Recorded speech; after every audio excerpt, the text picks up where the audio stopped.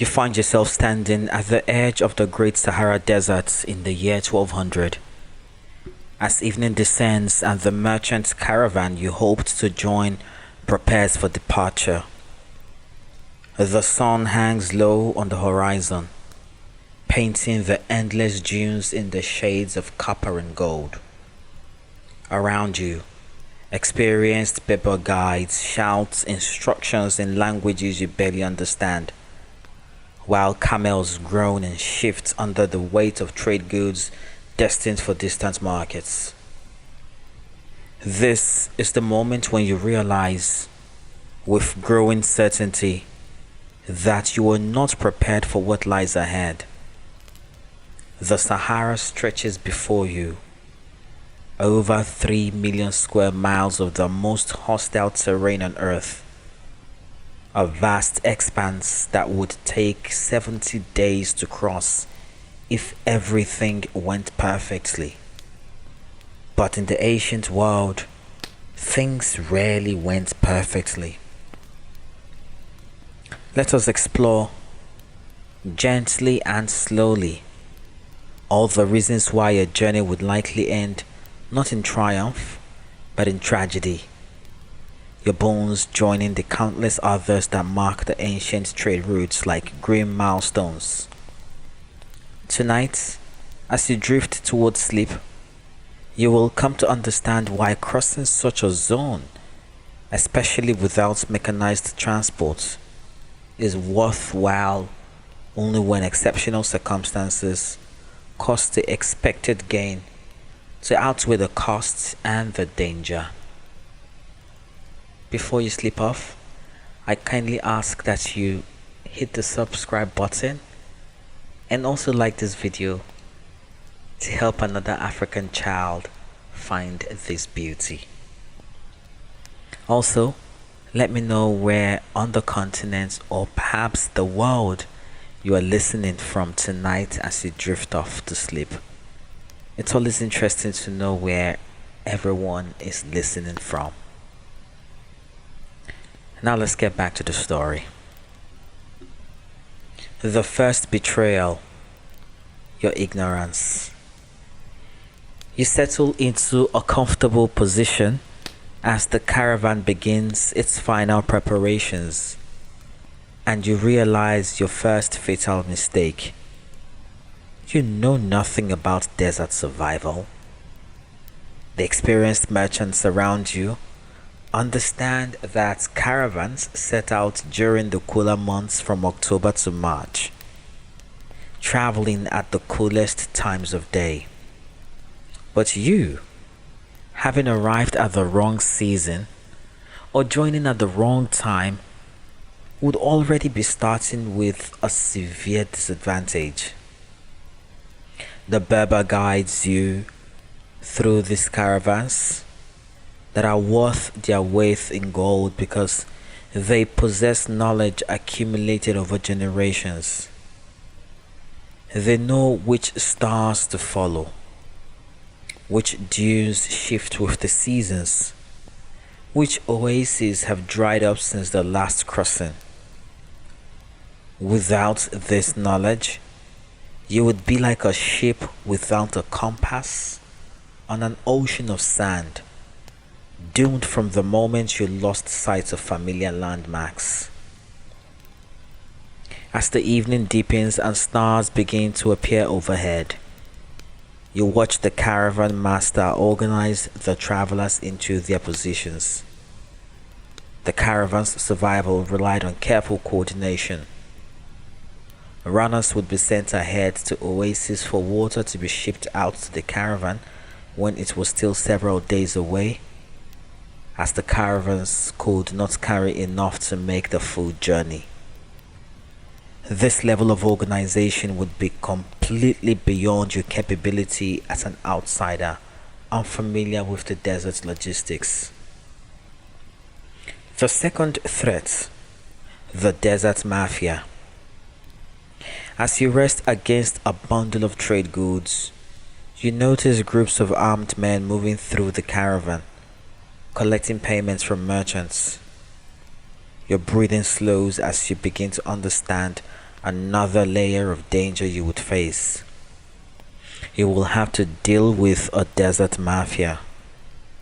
For if they are not your guides and your guards, they will rob you.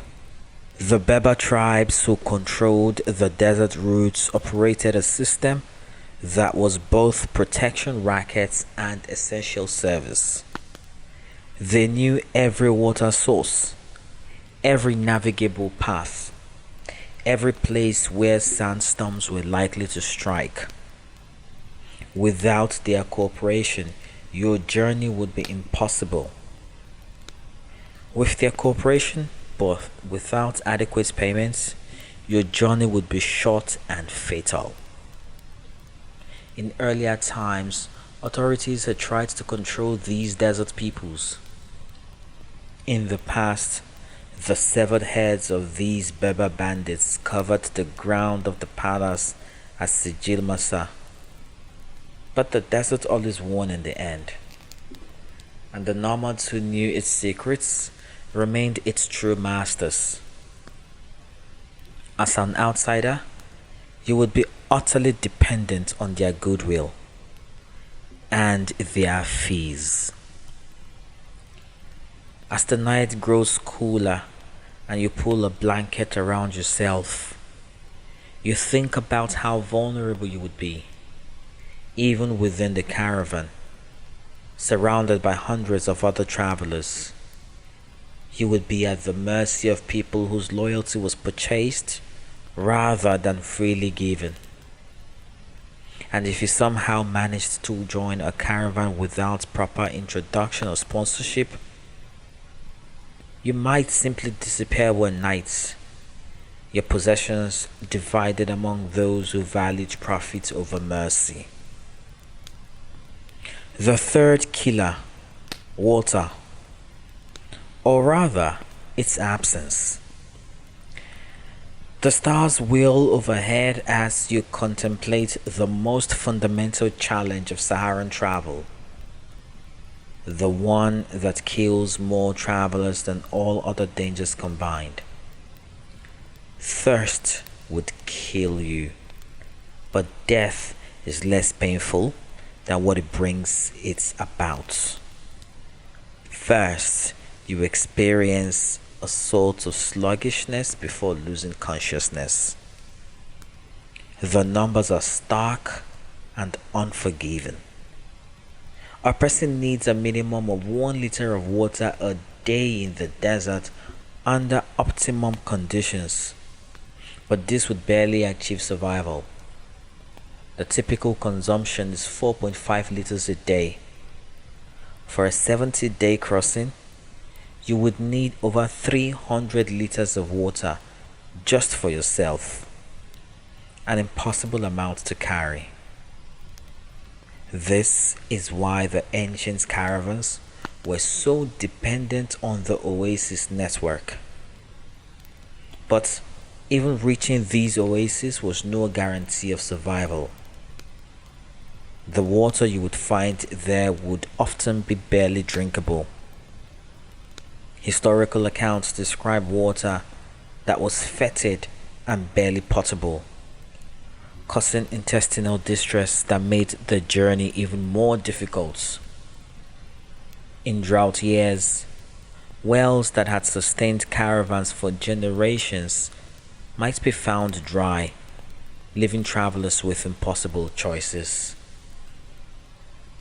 Your breathing deepens as you imagine the reality of water scarcity. In desperate situations, travelers resorted to horrifying measures. They would kill their camels and drink the foul liquid from the animal's stomach, or hunt red desert antelopes and extract greenish water from their entrails. These were not tales meant to frighten.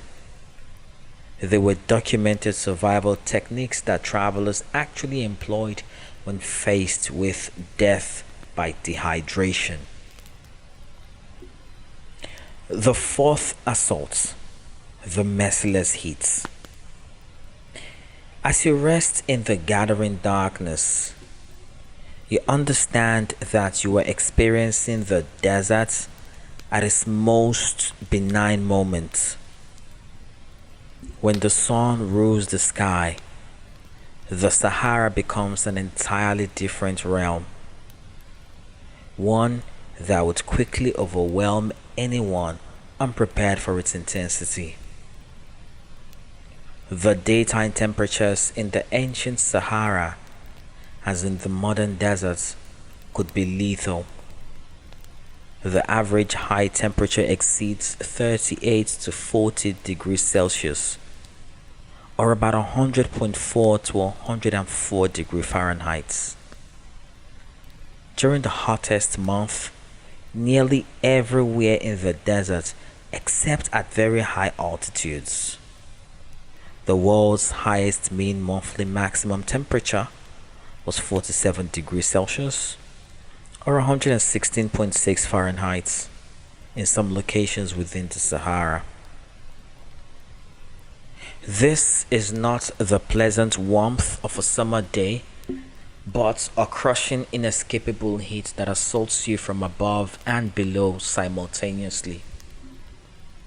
The sand beneath your feet would be hot enough to burn through thin sandals. The air itself would feel like it was baking your lungs with each breath.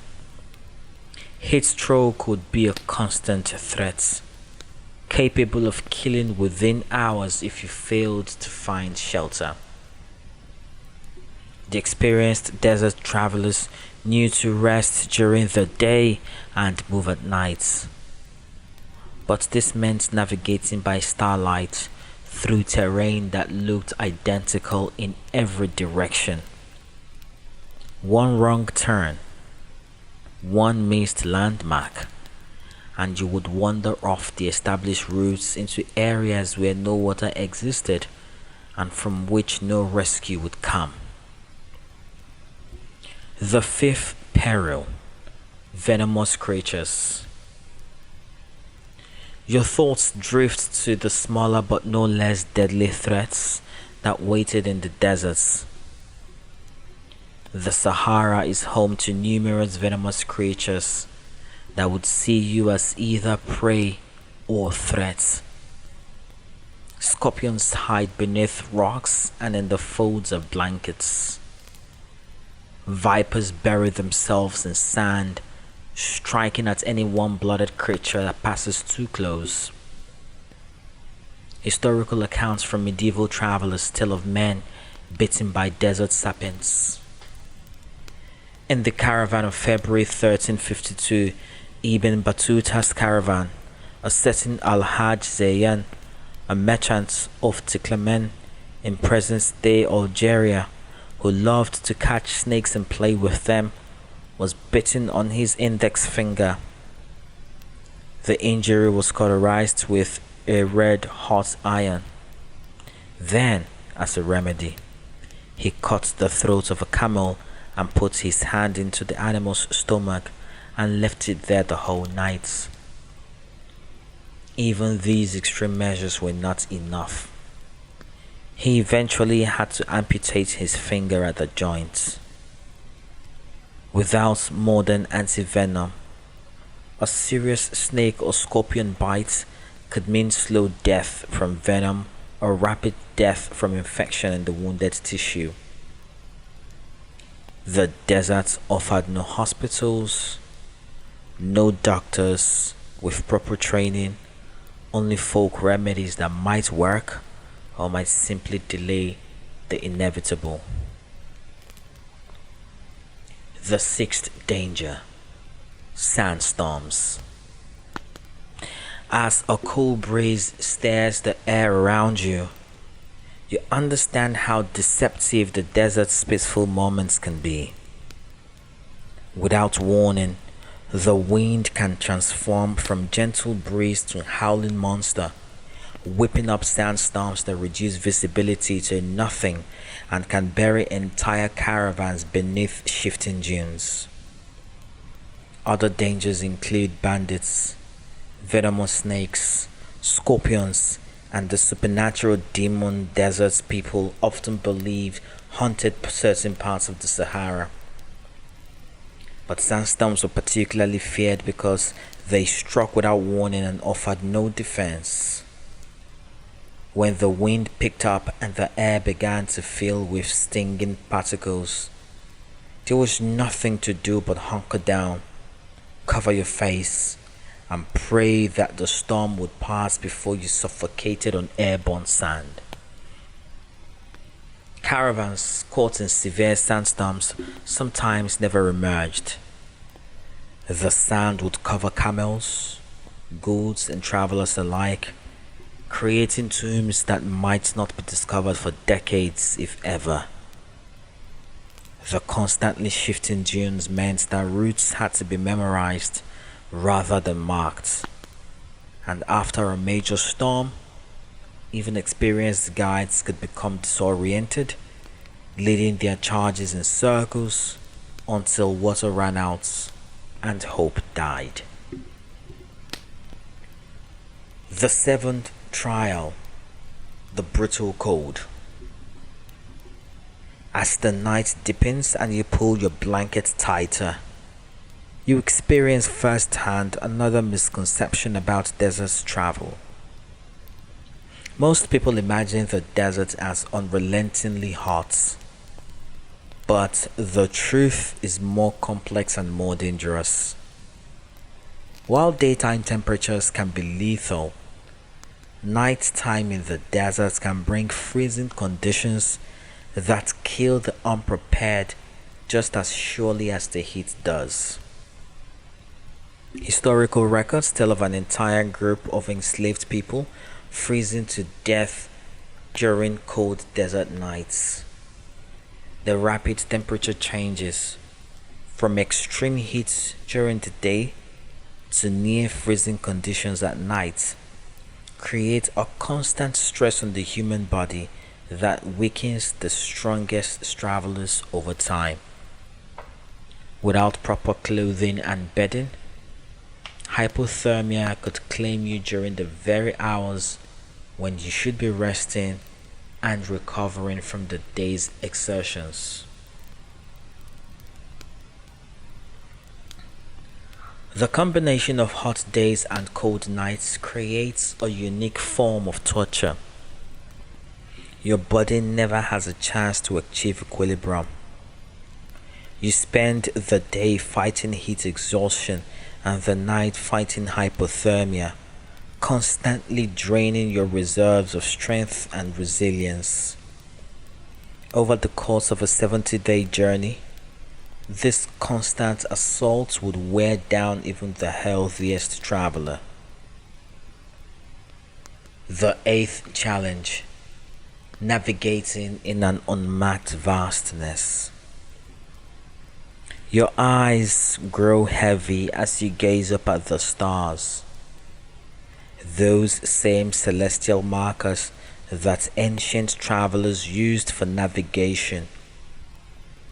But knowing that the stars exist and knowing how to use them for navigation are entirely different things. The Berber guides who lead caravans across the Sahara possess knowledge that would take you years to acquire and could not be learned from books or brief instructions. The guide of Ibn Battuta's caravan was blind in one eye, or at least that's what the caravan members were led to believe. But he remained the authority on a route that was not easily visible, as a Roman commercial road would be. A route that wound through loose, stony ground and was always susceptible, as they were also led to believe, to being hidden beneath mountains of sand. Without this expertise, you would be lost within days of leaving the last settled area. The desert offers few distinctive landmarks, and those that exist can be covered or uncovered by shifting sands. The oases that marked the routes were sometimes hundreds of miles apart, with nothing but empty sand between them. Missing a single oasis could mean death for an entire caravan, as the next reliable water source might be too far to reach with remaining supplies. The ninth burden: the goods you would need to carry.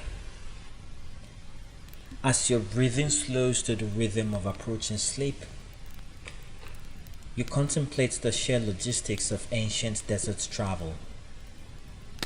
To have any hope of survival, you would need to carry or have access to an enormous amount of supplies. Trade goods to sell at your destination, currency to pay the guides and buy access to water at oasis, food for the entire journey, multiple changes of clothing suitable for both extreme heat and bitter cold, medicine for the inevitable illnesses, weapons for defense against bandits. The weight of these necessities explains why camels were essential for trans-Saharan trade. Fortunately, camels need not drink anything at all for several days, although when they do reach a water source, they drink prodigiously. The chief limit on a caravan then was how much water it could carry and how quickly it could get to the next water source along the routes. But you, as an individual traveler, rather than a wealthy merchant with a train of camels, would struggle to carry even the minimum supplies needed for survival. Every additional day of travel meant more waste in food and water. Every luxury item, books, extra clothes, personal treasures, meant less capacity for essentials. The mathematics of survival in the ancient Sahara were brutally simple and unforgiving. The 10th threat: disease and infection. Your thoughts drift to another reality of ancient travel that most modern people rarely consider. In the year 1200, there were no antibiotics, no sterile bandages, no understanding of germ theory. A simple cut or blister could become infected and lead to blood poisoning.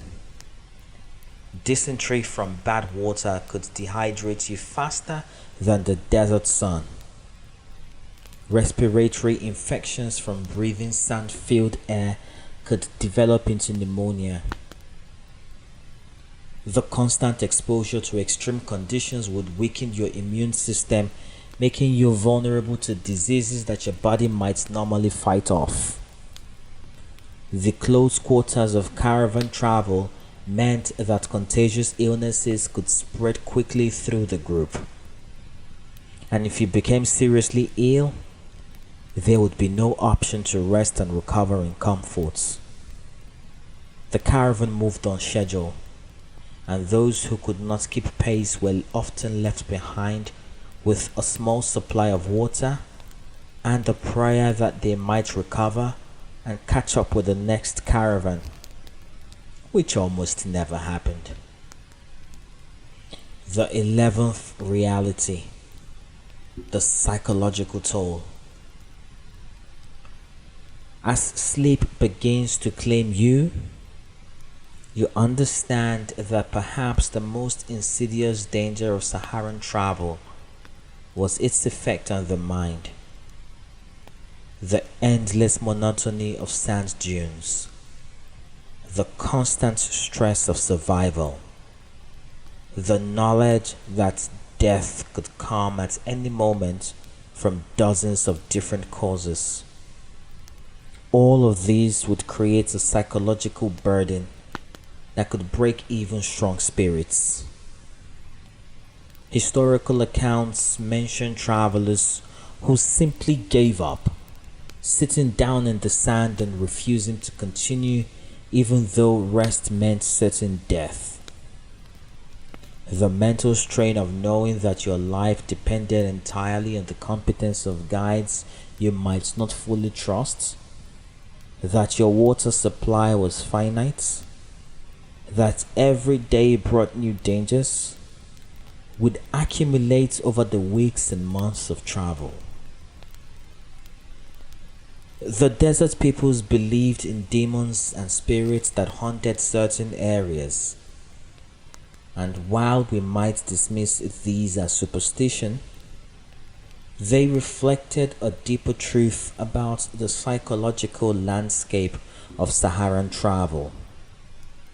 The isolation, the harsh conditions, and the ever-present possibility of death created an environment where the mind could play tricks, where dehydration and heat stroke could cause hallucinations, where the line between reality and nightmare became dangerously thin.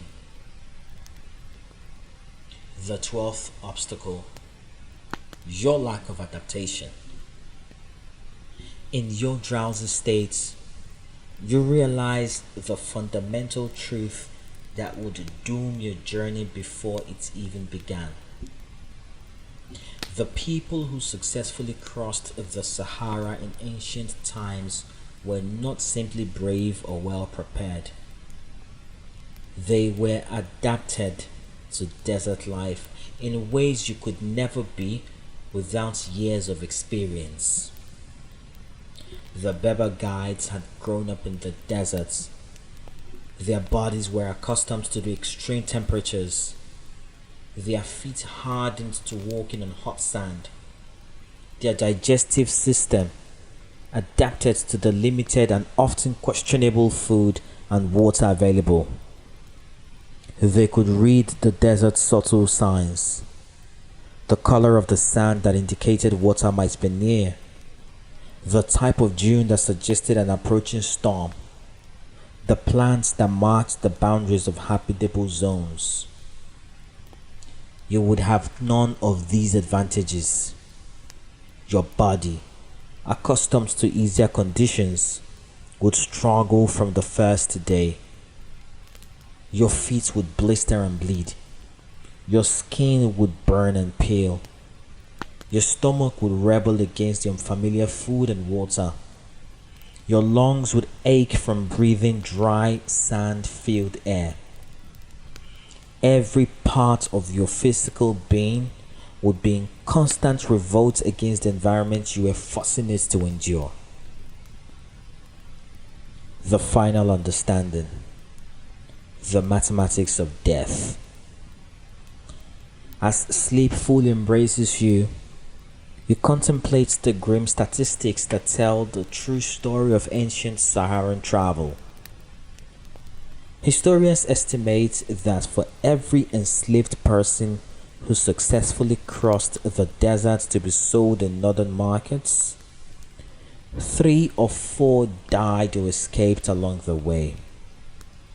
One explorer found numerous bones at desert springs that had run dry, silent testimony to caravans that had miscalculated their routes or been betrayed by changing conditions. Sometimes, whole caravans of thousands of people would disappear without a trace.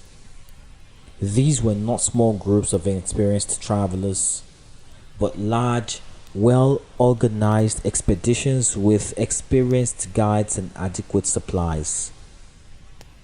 If they could vanish into the desert without survivors to tell their tale, what chance would you have as an unprepared individual attempting the crossing? The ancient trans-Saharan trade routes represented humanity's triumph over one of the Earth's most hostile environments. But that triumph came at an extraordinary cost in human life and suffering.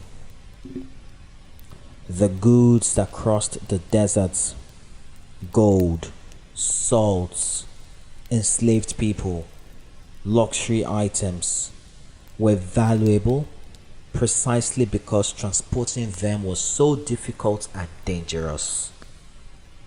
The merchants who undertook these journeys did so knowing that death was a likely outcome, gambling everything on the chance of profit substantial enough to justify the risk. A peaceful contemplation of human resilience. As your consciousness fades into the peaceful realm of sleep, you reflect not on the darkness of these truths, but on something more profound. The fact that humans accomplished these journeys at all, that trade routes were established and maintained across all hostile terrain, that civilization flourished on both sides of the great deserts despite the barriers it presented. These facts speak to an extraordinary resilience and determination that deserves recognition. The people who crossed the ancient Sahara were not superhuman. They were simply humans who understood the environment thoroughly, respected its dangers completely, and prepared meticulously for the challenges they would face. They worked within complex social networks that provided support, shared knowledge across generations, and developed technologies like the camel saddle and the oasis network that made survival possible, if not guaranteed. Your journey through this imagined past has revealed why you, as a modern person, suddenly transported to the year 1200, would not survive the crossing. But it has also revealed something else: the incredible achievements of those who did survive, who built empires on trans-Saharan trade, who connected distant civilizations across an apparently impassable barrier, who refused to let the desert hostility prevent the flow of goods, ideas, and culture. As sleep claims you completely, you carry with you a deep appreciation for the fragility of human life and the strength of human determination. The Sahara remains today, much as it was in ancient times, beautiful, terrible, unforgiving. But it is no longer the barrier it once was, no longer the weeks-long journey fraught with mortal danger at every turn. And now, the gift of understanding. In your dreams, you will walk beside those ancient caravans, watching from the safety of imagination as they make their slow way across the dunes. You will see the Berber guides reading the stars, the merchants calculating risks and profits, the travelers supporting each other through hardships that will break most modern people within days. You will understand that your inability to survive their journey is not a failing, but simply a recognition of how different life was before modern technology, medicine, and transportation transformed human possibilities. The ancient travelers who crossed the Sahara were not better than you. They were different, adapted to a world we can barely imagine, possessing skills and knowledge that we no longer need because we have developed other solutions to the problems they faced. And in this understanding, you find peace. The desert's wind blows gently across the dunes, covering and uncovering the bones of those who did not survive, preserving and erasing the traces of those who did. The caravan moves on, as caravans have moved for thousands of years, carrying forward the eternal human impulse to connect, to trade, to know what lies beyond the horizon, even when the journey might claim everything. Sleep deepens, and the desert night embraces you with its ancient wisdom. You would not survive the crossing, but you honor those who did. And in honoring them, you honor the resilience and ingenuity that allowed our species to spread across every environment on Earth, even those that seem designed to exclude human life. The stars wheel overhead, marking the hours, guiding the caravans, witnessing the small dramas of human struggle and triumph that play out beneath their ancient lights. And you rest, safe in the knowledge that understanding the past's hardships help us appreciate the present's gifts, that recognizing our limitations help us value human achievements, and that imagining ourselves in distant times and places expands our compassion for all those who came before us.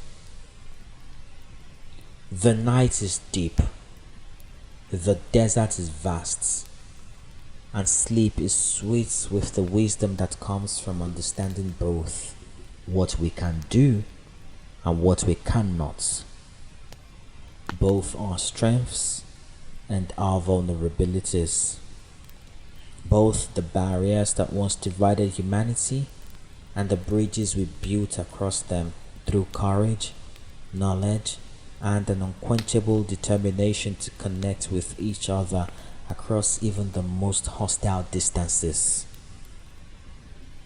Rest now in this knowledge, and let the gentle rhythms of the desert nights carry you into peaceful dreams where ancient challenges are understood, past hardships are honored, and the long sweep of human history unfolds like the endless dunes themselves, beautiful, terrible, and filled with stories of survival against impossible odds.